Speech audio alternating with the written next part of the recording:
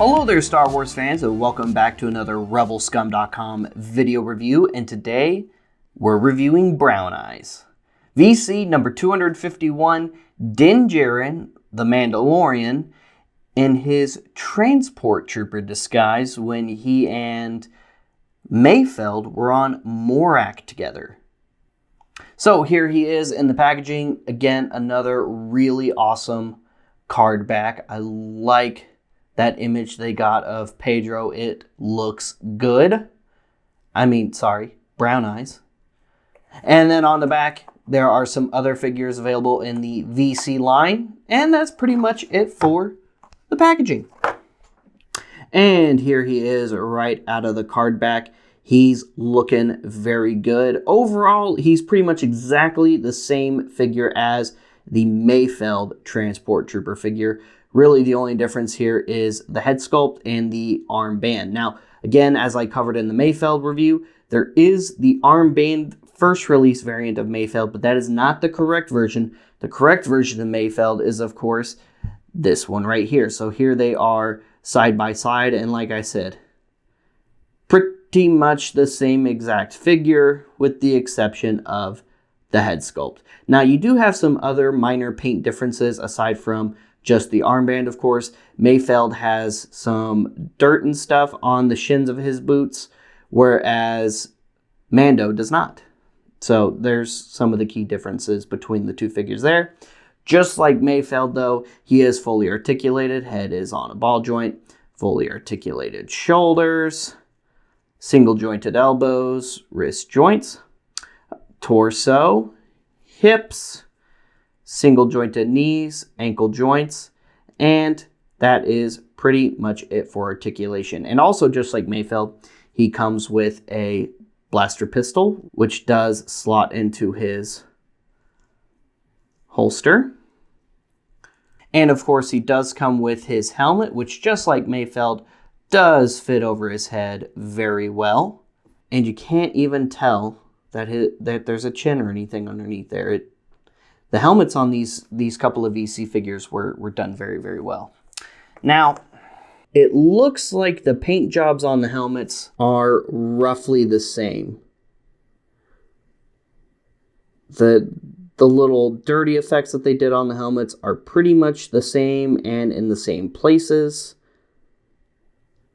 Not exactly 100% the same, but similar enough to where that the helmets that they produce for Mayfeld and Din are probably the exact same helmet off the assembly line, which isn't a huge deal because, they're supposed to be wearing a matching set of armor. It's not a big deal that the dirtiness painted on one helmet is mostly the same as the dirtiness painted on the other helmet.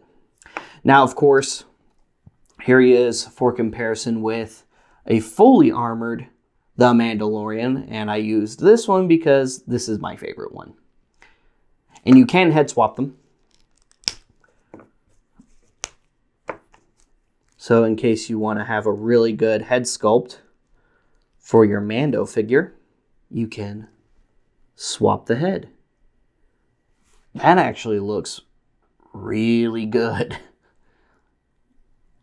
I actually like that a lot.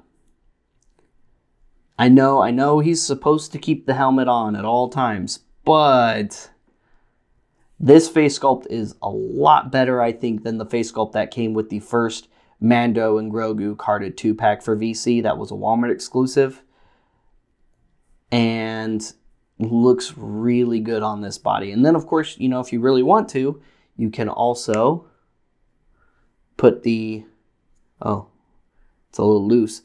You can also put his regular classic Mando bucket on the other figure if you want to head swap him completely. It looks a little silly, but hey, it's something you can do if it's something you want to do. Overall, not a bad release of Din Djarin, the Mandalorian.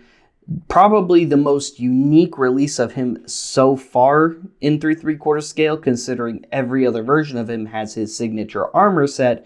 And this is the first version we have of Din Djarin in 3 3/4 scale where he's wearing Imperial armor.